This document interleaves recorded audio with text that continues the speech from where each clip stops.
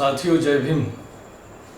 पिछले मार्च महीने से पूरे देश में और संपूर्ण विश्व में कोविड-19 से पूरे देश में और विश्व में लॉकडाउन चल रहा है, जिसकी वजह से देश और दुनिया की सामाजिक आर्थिक जो नीतियां हैं, जो अर्थव्यवस्था है, वो लगभग ध्वस्त हो गई है।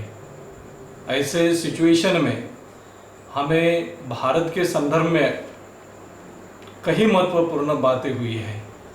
पिछले मार्च महीने से लगभग जुलाई महीने तक इन 4-5 महीने का हम अगर एनालिसिस करते हैं तो हमें ये नज़र आता है कि कोविड-19 से सामाजिक आर्थिक नीतियों पर असर हुआ है।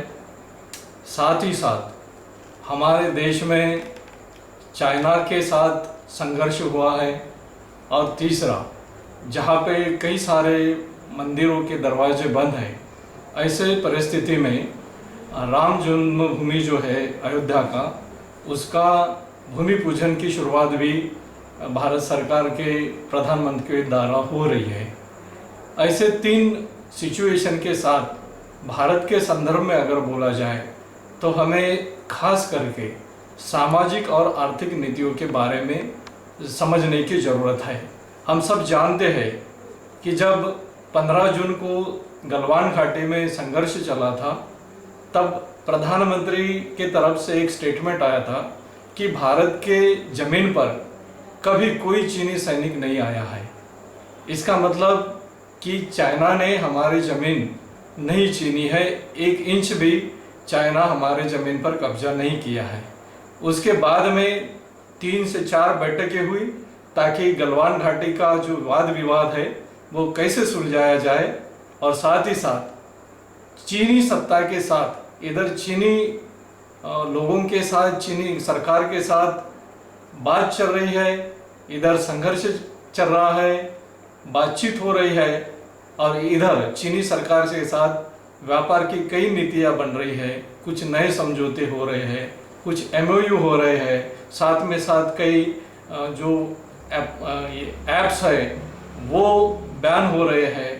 तो पूरे देश की जनता जो है, इधर समझौते के तहत, ऐप बंद होने के तहत 19 की महामारी जो चल रही है, ऐसी अवस्था में पूरी देश की जनता कंफ्यूज हो रही है कि भारत में आखिर चल क्या रहा है। तो इसलिए हमें ये जानना जरूर समझा कि क्यों ना हम इस विषयों पर हमारे देश के लोगों को अवगत कराया जाए। साथियों, आप सब जानते हैं कि देश में एक तरफा चीनी उत्पादों की तरफ गुस्सा है, तो साथ ही साथ भारत सरकार रशिया और अमेरिका और साथ ही साथ चीनी कंपनियों के साथ कैसे समझौता कर रही है, इसका आकलन हमें होने की ज़रूरत है। इसलिए साथियों, हमें मोदी जी और बीजेपी के विजन को समझने की ज़रूरत है। जब तक हम इस विजन को नहीं समझेंगे, तब तक हमारी स्थिति सामाजिक आर्थिक अर्थव्यवस्था विकट होने के साथ साथ हमारे आगे जो समस्या निर्माण हुई उसका सॉल्यूशन हम नहीं निकाल सकते। हमारे देश की रैंकिंग इंटरनेशनल लेवल पर क्या है और हमारी समस्या क्या है, इसको हमें अवगत होना जरूरी है। आप सब जानते हैं कि भारत के संदर्भ में बाबा साहब अम्बेडकर ने कहा था कि भारत के 2 मुख्य शत्रु हैं, एक है कैपिटलिज्म और दूसरा है ब्राह्मणिज्म। तो हमें कैपिटलिज्म की नीतियाँ और साथ ही साथ ब्राह्मणिज्म की नीतियाँ को डिस्कस करना है डॉक्टर बाबा साहब अम्बेडकर के विजन और व्यू से, उनके विचारों के आधार से। तो साथियों, आज बेसिकली भारत जो है, caste based socio economic inequality बड़े पैमाने पे भारत में निर्माण हुई है। भारत की समस्या एजुकेशन की समस्या है, भारत की समस्या हाउसिंग की समस्या है, भारत की समस्या हेल्थ की समस्या है, लैंड ओनरशिप की समस्या है, एंटरप्रेन्योरशिप की समस्या है, राइट टू फूड की समस्या है, सोशल सिक्योरिटी की समस्या है, अनएम्प्लॉयमेंट और पॉवर्टी की समस्या है। इन समस्या पर पिछले 6 महीनों से लगभग कोई भी चैनल, 1-2 चैनल को अगर हम छोड़ देते हैं तो कोई भी चैनल इस पर डिस्कस नहीं कर रहा है। इतनी बड़ी समस्या से भारत की करीब करीब 90 करोड़ आबादी सफ़र हो रही है, ग्रसित है। फिर भी इस समस्याओं पर लगभग कोई भी ना मीडिया, ना मीडिया अच्छा, इलेक्ट्रॉनिक मीडिया ना प्रिंट मीडिया इस पर डिस्कशन कर रहा है। तो ऐसा क्या हुआ है हमारे देश में लोकतंत्र को बचाने के लिए? क्या हम इतना भी नहीं कर सकते? और मैं आप लोगों को अवगत कर सकता हूँ। अब हम ये देखते हैं कि गलवान घाटी से लेके कोविड-19 से लेके और कई मंदिरों के भूमि पूजन से लेके हम ऐसे सिचुएशन में भारत का बहुजन समाज किस तरह से काम कर रहा है। क्या सामाजिक आर्थिक नीतियां बिगड़ने से उनके जीवन पर कोई असर नहीं होगा? तो साथियों, ये क्या पहली बार हो रहा है? ये पहली बार नहीं हो रहा है। चाइना का जो गलवान घाटी का विवाद है, उसके पहले डोकलाम घाटी का विवाद हुआ था। डोकलाम में ये जो संघर्ष है ये लगभग 73 दिन चला था। 16 जून 2017 से लेके 28 अगस्त 2017 तक चला था। तब भी भारत सरकार के प्रधानमंत्री जो है, भारत के प्रधानमंत्री नरेंद्र मोदी जी ही थे। और आज भी गलवान घाटी में हमारे 20 सैनिक जो मारे गए और ये जो संघर्ष चल रहा है, तब भी भारत के प्रधानमंत्री नरेंद्र मोदी जी ही है। यही भारत का नेतृत्व कर रहे हैं। तब भी मोदी जी ने कहा था कि हम चीनी कंपनियों के साथ व्यापार बंद करेंगे, देश आत्मनिर्भर बनाएंगे। लेकिन तब भी 2017 से लेकर देश आत्मनिर्भर नहीं बना और ना ही चीनी कंपनियों के साथ हमारा कोई वाद विवाद हुआ। लगभग इस बात को हम दोहराते हुए ये सिद्ध करेंगे कि जब 16 जून को संघर्ष चला डोकलाम घाटी में, उसके 4 दिन बाद यानी 20 जून 2017 को अडानी ग्रुप के साथ चीनी कंपनी ईस्ट होप ग्रुप का एमओयू साइन हुआ। 25 अप्रैल 2018 को अडानी ग्रुप के साथ power construction corporation of India है, उसका एमओयू साइन हुआ, जिसको झारखंड अपने देश का आदिवासी बहुल राज्य है, उसमें पावर प्रोजेक्ट लगाने का एमओयू साइन हुआ। और उसके बाद में प्रधानमंत्री ने ऐलान किया था 2017 में कि फार्मा सेक्टर में चीनी से आने वाला हर माल जो है वो बंद कर दिया जाएगा और हम आत्मनिर्भर बन जाएंगे। 2017 में ही चीन से, अभी देखिए, एक तरफ व्यापार को बंद होने की बात हो रही है और दूसरी तरफ हमारे एमओयू साइन हो रहे हैं। हमें ये सीखना चाहिए। लगभग वैसा ही सिचुएशन गलवान घाटी के बाद आया है। गलवान घाटी के बाद भी प्रधानमंत्री ने यह ऐलान किया है कि हम आत्मनिर्भर बनेंगे और आत्मनिर्भर बन के हमारे देश में ही हमारे देश के लोगों को रोजगार अवगत किया जाएगा। क्या ये सच साबित होगा? हम जब तक पुराने इतिहास से नहीं लगभग सीख लेंगे, तब तक हम नए विजन को नहीं डेवलप कर सकते। तो अगर मैं आपको इस पर फोकस करूं तो 2017 में चीन से 818 करोड़ रुपए का माल भारत में इंपोर्ट किया गया और अभी 2019 में 19-20 का अगर मैं जिक्र करूं तो 1149 करोड़ रुपए का हमारा व्यापार ट्रांजैक्शन हुआ है। मतलब 818 और 1149 लगभग 330 करोड़ का डिफरेंस है। 330 करोड़ आज हम ज़्यादा का ट्रांजैक्शन करते हैं। वैसे ही व्यापार जो है, व्यापार के इसमें लगभग 2017 में हमारा $60 बिलियन था, अभी हमारा $68 बिलियन पहुंच गया है। यानी हमें ये यहाँ पे सीखने को मिलता है, देखने को मिलता है कि 2017 के बाद भी चीन के साथ हमारा ना व्यापार कम हुआ और ना ही हम आत्मनिर्भर बने। और डोकलाम के बाद आज की परिस्थितियों में अगर कहूँ, 2019 की बात अगर मैं कहूँ, तो चीन के साथ भारत सरकार की लगभग 22 मीटिंग हुई है और 22 मीटिंग में होने के बाद ये तय किया गया कि चीन के साथ व्यापार बंद नहीं होगा, बंद नहीं कर सकते। और 2019 में लगभग 2015 जून को हमारा गलवान घाटी का विवाद हुआ और उसके पहले 2019 में भारत सरकार की चीन के साथ लगभग 6 मीटिंगें हुई है। इसलिए साथियों, आज की परिस्थिति में ना हमें कोई पार्लियामेंट जवाब दे रही है, ना सही बता रही है, देश कंफ्यूज है, देश के लोग कंफ्यूज है। लेकिन देश के लोगों को ये बहुत खुशी है कि हमारी समस्या का हमारी नीतियों से समाधान ना निकले, लेकिन हमारी जो आस्था है उस आस्था का हाँ समाधान बीजेपी सरकार ने निकाला और इसलिए वो बहुत खुश हो रहे।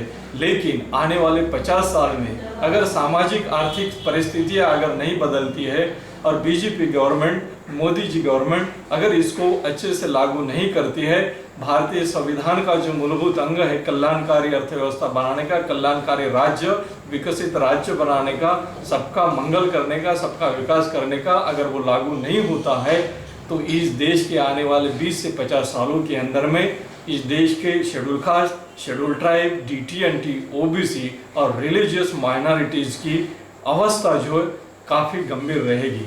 जब तक ये इस देश के SC, ST, OBC माइनॉरिटीज इसका संज्ञान नहीं लेते तब तक उनके जीवन में आमूलाग्र बदल आने वाला नहीं है। तो साथियों, हमें कुछ पिछले डेटा को हमें ध्यान में रखना होगा। इंडिया चाइना बायलैटरल ट्रेड को हमें समझना होगा, क्योंकि ये 2017 का डोकलाम का सिचुएशन और 2020 का गलवान घाटी का सिचुएशन दोनों चाइना के साथ हुए हैं। बीच में कोविड-19 आया है और साथ ही साथ ऐसे परिस्थितियों में हमारी शुरुआत निजीकरण की तरफ बढ़ रही है।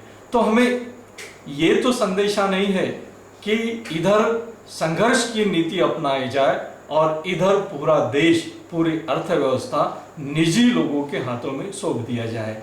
इसलिए 2017 से लेके कहीं महत्वपूर्ण डेटा मैं आप लोगों के आगे रख रहा हूं कि कैसे इंडिया चाइना का बायलैटरल ट्रेड हुआ है।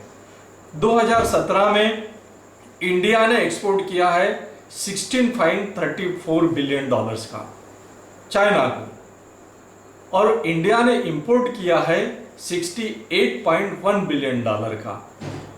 यानी ट्रेड इम्बैलेंस आप देखोगे तो इंडिया ने इंपोर्ट ज्यादा किया है, एक्सपोर्ट कम किया है 2017 में। लगभग डिफरेंस जो है $51.76 बिलियन का आ रहा है। यही 2018 में इंडिया ने एक्सपोर्ट 18.83 यानी 18.83 बिलियन डॉलर्स का किया है, और इंडिया ने एक्सपोर्ट इंपोर्ट जो है 76.87 बिलियन डॉलर का किया है।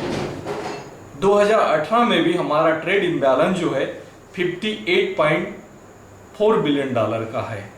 साथ ही साथ हम 2019 की अगर बात करेंगे तो इंडिया का एक्सपोर्ट जो है चाइना को हुआ वो 16.32 बिलियन डॉलर का हुआ है, और इंडिया ने एक्सपोर्ट चाइना से जो किया है वो 68 बिलियन डॉलर का किया है। यानी एक्सपोर्ट कम, इंपोर्ट ज्यादा, ट्रेड इम्बैलेंस 51.68 बिलियन डॉलर का है। यानी लगभग ये डेटा प्रूव करता है कि 2017 से 2019 तक डोकलाम घाटी विवाद होने के बाद भी हम चाइना से ज्यादा एक्सपोर्ट करते रहे और चाइना हमारे देश से कम इंपोर्ट करते रहा।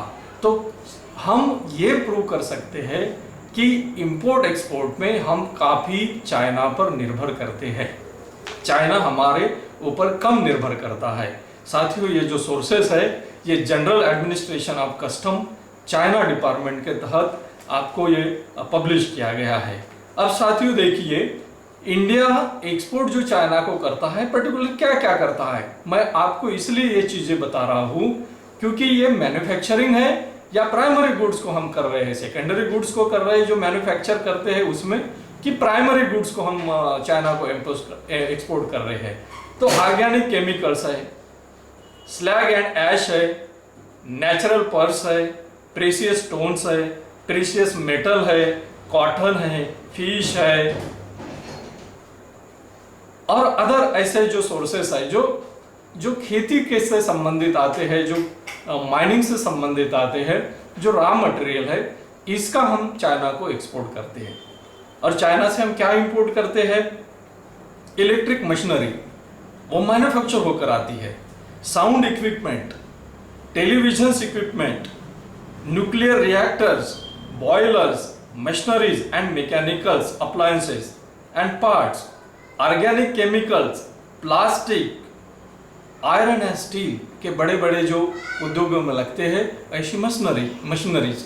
यानी देखिए, हम रॉ मटेरियल को एक्सपोर्ट करते हैं और हम मैन्युफैक्चर होके आया हुआ मटेरियल इंपोर्ट करते हैं।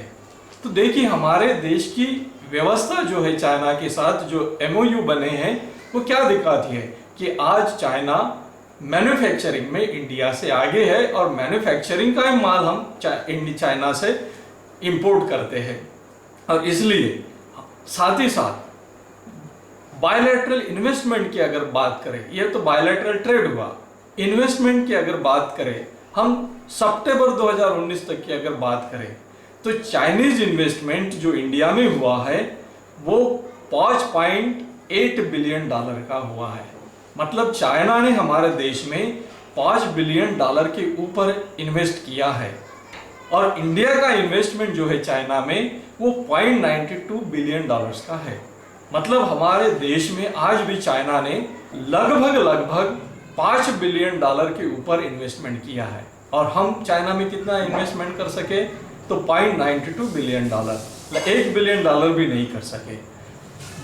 तीसरा अगर मैं आपको ये बताऊं कि इकोनॉमिक एंड कमर्शियल डायलॉग जो है 2017 के बाद चाइना और इंडिया के बीच में 2019 तक 6 बार मीटिंगें हुई है हमारी 2019 में, और 2019 में लगभग जो मीटिंगें एक ही साल में 6 बार, 2017 से 2019 तक लगभग 22 मीटिंग हुई, लेकिन 2019 में लगभग 6 मीटिंगें हुई।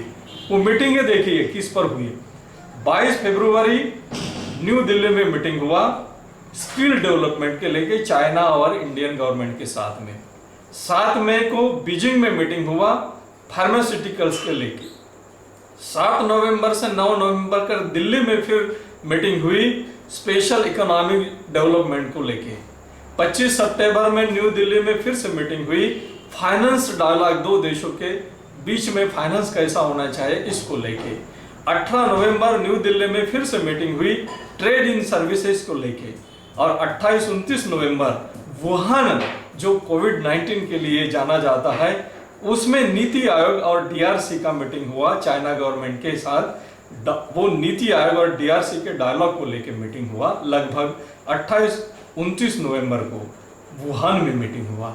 साथियों 2017 में डोकलाम में, मैं बार बार ये रिपीट इसलिए कर रहा हूँ कि क्या बीजेपी और मोदी गवर्नमेंट गलवान घाटी का विवाद होने के बाद आत्मनिर्भर भारत ये जो बोल रहे हैं इसको कि कहाँ तक प्रूव करेंगे, कहाँ तक सिद्ध करेंगे, कहाँ तक इंडिया आत्मनिर्भर बनेगा, इसकी हमें जब तक नीति समझ में नहीं आती तब तक हम आगे बढ़ नहीं सकते। साथ ही साथ मैं 5वां आपको एग्जांपल दे रहा हूँ कि बैंकिंग सेक्टर आप जानते हैं कि भारत में काफ़ी बैंक को मर्ज किया गया है और कई बैंक का प्राइवेटाइजेशन किया गया है। आप सब लोग जानते होंगे कि 2011 में Indian banks in China, Shanghai में इंडियन बैंकिंग के कई दफ्तर खुले हैं जिसमें एसबीआई है, आईसीआईसीआई बैंक है, एक्सिस बैंक है। ये सारे बैंक चाइना में है जो इंडिया के हैं और चाइनीज बैंक जो है इंडिया में भी है। 2011 में industrial and commercial bank of China का दफ्तर मुंबई में खोला गया है और बैंक ऑफ चाइना का दूसरा दफ्तर जो है दिल्ली में खोला जाएगा और इसकी परमिशन आरबीआई ने उन लोगों को दे दी है। मैं इसलिए आपको बता रहा हूँ कि ये फैक्ट्स जब तक हम जानेंगे नहीं तब तक हम इस नीतियों को समझेंगे नहीं। साथ ही साथ हम टूरिज्म की अगर बात करेंगे कि इन 2018 में चाइना के जो टूरिस्ट थे लगभग 2,25,000 इंडिया में आए थे और तब ये डिसाइड किया गया था कि इंडियन टूरिज्म ऑफिस जो है वो चाइना में इस्टेब्लिशमेंट हो जाए और जिसके साथ एमओयू भी किया गया था। Ministry of state of tourism है, इसके जो मिनिस्टर है केजे अल्फोंस वो चाइना के 4 शहरों में गए हैं जिसमें शंघाई है, बीजिंग है, वुहान है और वहाँ पे उन्होंने रैली की और रैली में ये बात बोली कि आप इंडिया में एज ए टूरिस्ट करके आई है, हमारे जो संबंध है वो भाई भाई के बने रहेंगे। उसके साथ साथ चाइना के साथ इंडियन गवर्नमेंट ने ऑडियो विजुअल को प्रोडक्शन का भी एमओयू साइन किया है। Cooperation in the oil and gas sector में भी एमओयू साइन हुआ है। साथ ही साथ डबल टैक्सेशन अवॉइडेंस एग्रीमेंट भी मई 2018 में इंडियन गवर्नमेंट ने चाइना के साथ साइन किया है। और मैं आपको इससे भी ज़्यादा मज़े की बात अगर बताऊँ तो चाइनीज कंपनी के जो कर्मचारी है, चाइनीज ऑफिसर्स जो है, चाइनीज गवर्नमेंट के जो ऑफिसर्स हैं, जब जब वो भारत में रहेंगे भारत उनको सोशल सिक्योरिटी प्रदान करेगा। तो सोशल सिक्योरिटी एग्रीमेंट नवंबर 2019 में न्यू दिल्ली में साइन हुआ है। आप लोग देखिए कि भारत के कर्मचारियों के लिए जो ऑर्गेनाइज सेक्टर में काम कर रहे हैं, जो वर्कर काम कर रहे हैं, जो अनऑर्गेनाइज सेक्टर में काम कर रहे हैं, उनको सोशल सिक्योरिटी गवर्नमेंट नहीं दे रही है।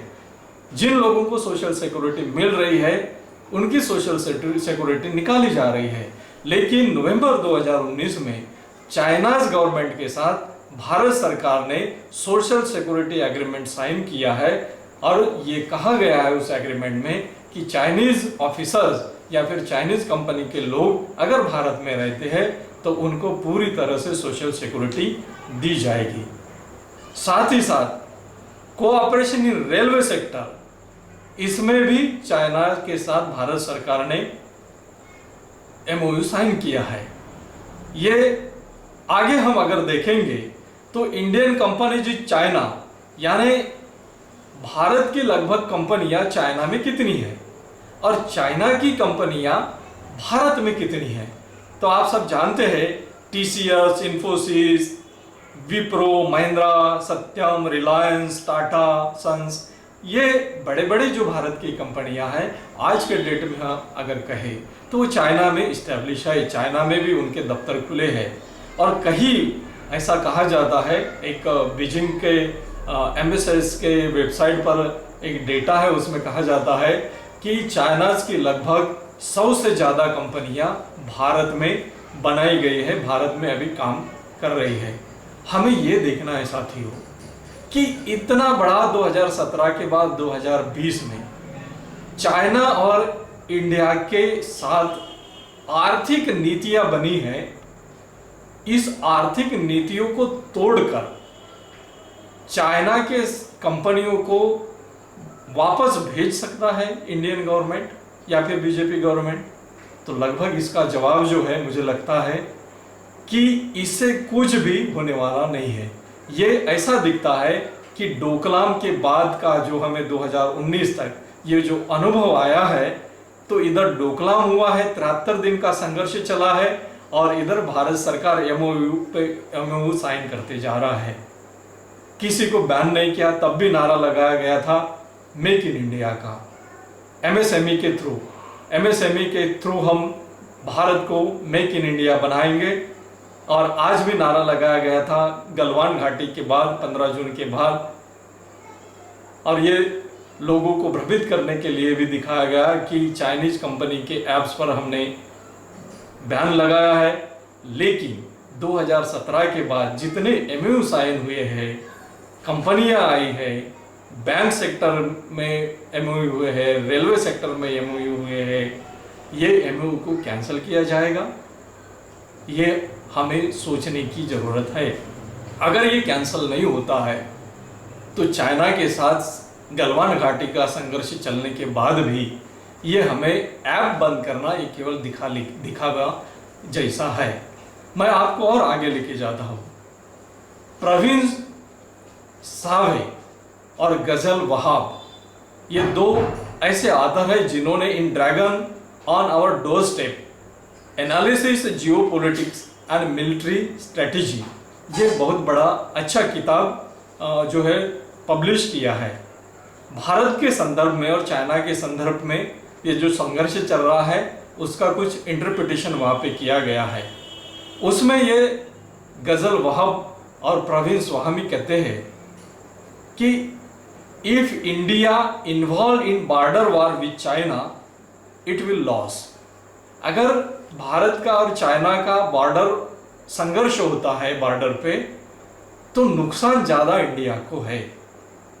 Apart from superior military power, Bharat के पास मिलिट्री पावर है, मिलिट्री पावर होने के बावजूद भी नुकसान जो है इंडिया को होगा। क्यों हुआ?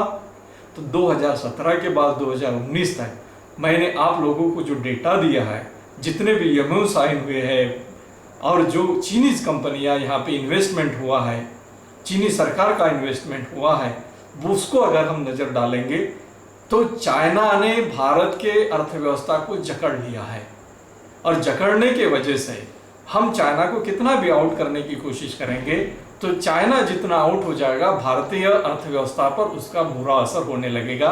तो बीजेपी गवर्नमेंट और मोदी गवर्नमेंट ये कभी नहीं चाहेगी कि चाइना को अर्थव्यवस्था के संदर्भ में बुरा लगे, मन दुखे, ये कभी नहीं चाहेगी। इसलिए कोई भी एमओयू कैंसिल नहीं होगा। अगर बीजेपी गवर्नमेंट को करना ही है तो 2017 से 2019 तक जितने भी एमओयू साइन किए हैं, जितने भी एग्रीमेंट किए हैं, वो एग्रीमेंट करके दिखाए और भारत के लोग तभी आपके बोलने पर सच मानेंगे।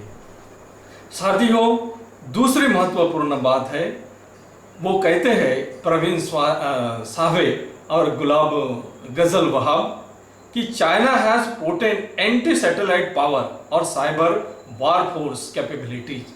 अगर हमने ऐप भी बंद कर दिए हैं, उनके कुछ एमओयू को कैंसिल भी कर दिया है, कुछ टेंडर को भी कैंसिल कर दिया है, लेकिन आज के डेट में सैटेलाइट्स का ज़माना है, टेक्नोलॉजी का ज़माना है और चाइना इंडिया के आगे इतना आ गया है टेक्नोलॉजी में कि उसने एंटी सैटेलाइट बनाए हैं, साइबर वारफोर्स बनाए हैं। और वो कहता है उस किताब में दोनों ऑथर कि एंटी सैटेलाइट और cyber warfare capabilities in China की इतनी है कि वो पूरे देश और दुनिया को टक्कर दे सकती है। तो ये भारत को पुराएगी नहीं। साथियों, मैं समझता हूँ कि इसको हमने नज़रअंदाज नहीं करना चाहिए, क्योंकि भारत एक लोकतांत्रिक देश है और चाइना एक कम्युनिस्ट पार्टी का देश है। तो कम्युनिज्म और डेमोक्रेसी में इतने एमओयू साइन हुआ क्योंकि बाबा साहब अम्बेडकर ने कहा था कि जब भी भारत की फॉरेन पॉलिसी बने तो ये फॉरेन पॉलिसी बनते वक्त इंडियन गवर्नमेंट ज़्यादा से ज़्यादा ये ध्यान दे कि डेमोक्रेटिक कंट्री के साथ हमारे रिलेशन ब्रदरहुड के होने चाहिए। लेकिन आर्थिक नीतियों से हमने चाइना के साथ बहुत बड़े एमओयू साइन किए हैं, एग्रीमेंट भी किए हैं। इसलिए ये ऐसा नहीं है कि इसे अवगत नहीं किया जाता। आज हम अगर देखें तो इसके साथ साथ चाइनीज बॉर्डर के साथ साथ पाकिस्तान के बॉर्डर से भी हमारा संघर्ष चल रहा है, नेपाल से हमारा संघर्ष चल रहा है, बांग्लादेश से हमारा संघर्ष चल रहा है, श्रीलंका से हमारा संघर्ष चल रहा है। यानी हमारे पास जितने भी नेबरर कंट्रीज हैं उनके साथ हमारे रिश्ते अभी लगभग थोड़ा से तनाव में आ गए हैं, उनके साथ भी संघर्ष बने रहे हैं। जी जिनपिंग ने 18वीं पार्टी कांग्रेस में इशारा किया था, उनकी पार्टीज का जो सेलिब्रेशन हो रहा था 18वीं पार्टी कांग्रेस में, तो उन्होंने इशारा दिया था कि हमें चीनी सपनों को हासिल करना है। ये 2012 की मैं बात आप लोगों को कह रहा हूँ। 2012 में जी जिनपिंग ने इस बात को ये चीनी लोगों को संबोधित करते हुए कहा था कि हमें चीनी सपनों को हासिल करना है। अब साथियों, चीनी सपना है कौन सा? उन्होंने और आगे कहा था कि चीनी सपनों को साकार करना यानी 2021 तक देश और दुनिया में चीन को महान चीन राष्ट्र का पुनर्जीवित करना, यानी चीन को महान चीन राष्ट्र के तौर पर पुनर्जीवित करना है। और ये 2012 में उन्होंने क्यों कहा था? क्योंकि 2021 में कम्युनिस्ट पार्टी को 100 साल पूरे होने जा रहे हैं और इसलिए उन्होंने ये लगभग तय किया कि पूरे विश्व में चीनी सपनों को साकार करना है। और चीनी सपनों को साकार करना यानी कम्युनिज्म की थ्योरी को साकार करना है। और उसी के तहत, ये प्लान के तहत, 2012 के प्लान के तहत 2015 में चाइना ने चाइना पाकिस्तान इकोनॉमिक कॉरिडोर बनाने की शुरुआत कर दी। साथ ही साथ चाइना पाकिस्तान इकोनॉमिक कॉरिडोर बनाने के साथ साथ उसने ये डिक्लेयर कर दिया कि one belt one road project को स्टार्ट कर दिया। यानी चाइना पूरा पाकिस्तान तक घिर गया, पाकिस्तान के लैंड में आ गया, one belt one road project को डिक्लेयर कर दिया और साथ ही साथ चाइना की कश्मीर मुद्दों में दखलंदाजी भी देना शुरू हो गए। ये स्ट्रेटेजी के साथ चाइना ने कर लिया और इसका नतीजा ये हुआ कि आज 2019 तक आते आते $5 बिलियन का इन्वेस्टमेंट चाइना ने भारत में कर दिया है। कई कंपनी 100 से लगभग ज़्यादा बड़े बड़े एग्रीमेंट हो चुके हैं, बड़े बड़े MOU साइन हो चुके हैं। भारत सरकार ने इतनी इन्वेस्टमेंट पे $5 बिलियन का इन्वेस्टमेंट होने के बाद चाइना सरकार को क्या ये ऐलान किया है कि ये आप अपनी इन्वेस्टमेंट लेके जाओ? ये कभी नहीं किया। चाइना सरकार को क्या बोला है कि ये कंपनी आप यहां से लेके जाओ, चाइनीज बैंक बंद कर दो? कभी किया है? ये कभी नहीं हुआ। लोगों को भ्रमित करने के लिए टिकटॉक जैसे ऐप को बंद कर दिया। टिकटॉक का इफेक्ट जो है हमारे देश की अर्थव्यवस्था पर कम है, उसका ज्यादा इफेक्ट नहीं होता। हमारे देश पर इफेक्ट होता है, इम्पैक्ट होता है, हमारे लोगों को इम्पैक्ट होता है सामाजिक आर्थिक नीतियों से, जो निजीकरण के तौर पर भारत सरकार लेके जा रही है।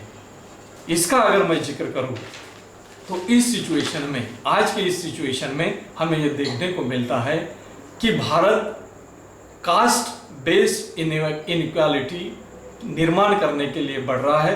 ये पूरी सत्ता जो है भारत सरकार निजी लोगों के हाथ में देने के लिए प्लान बना रही है।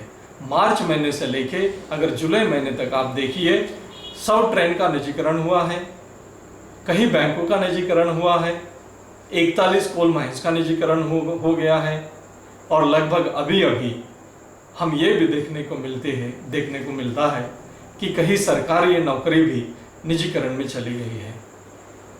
तो सब अगर निजीकरण के हाथ में ही देना है तो पार्लियामेंट भारत की है किस लिए? डायरेक्टिव प्रिंसिपल्स ऑफ स्टेट जो पॉलिसी है, जो संविधान बनाते वक्त फ्रेम हुई है, वो है किस लिए? अगर ये भारत सरकार के प्रॉपर्टी निजीकरण के हाथों दे रही है तो क्या इस देश में schedule caste, schedule tribe, DT&Ts, OBCs और माइनॉरिटीज का आने वाले दिनों में भविष्य है? और अगर ये भविष्य नहीं है, मुझे तो ये नहीं साफ दिखाई दे रहा है कि आने वाले 20 से 50 सालों में इनका जो लाइफ है पूरी तरह अफेक्ट हो जाएगा और जो वैदिक काल है उस तरह की परिस्थिति निर्माण हो जाएगी। तो इसलिए साथियों, अगर ये जो लड़ाई है ये केवल पॉलिटिकल लड़ाई नहीं है, ये तुम्हारे हमारे अस्तित्व की लड़ाई है, ये विचारधारा की लड़ाई है, ये संविधान को बचाने की लड़ाई है, ये लोकतंत्र को बचाने की लड़ाई है।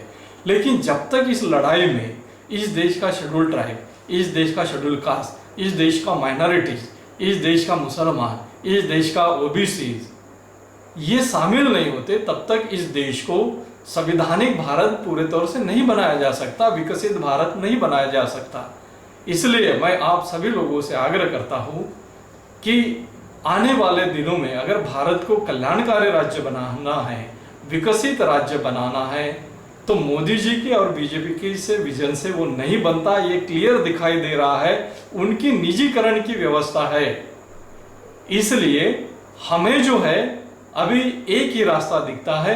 भारत अगर विकसित राष्ट्र बन सकता है, भारत प्रबुद्ध राष्ट्र बन सकता है, तो केवल और केवल बाबा साहब अंबेडकर के विचारधारा के आधार पर बन सकता है, उनके नीतियों के आधार पर बन सकता है, उन्होंने जो संविधान में पॉलिसीज दी है उनके आधार पर बन सकता है।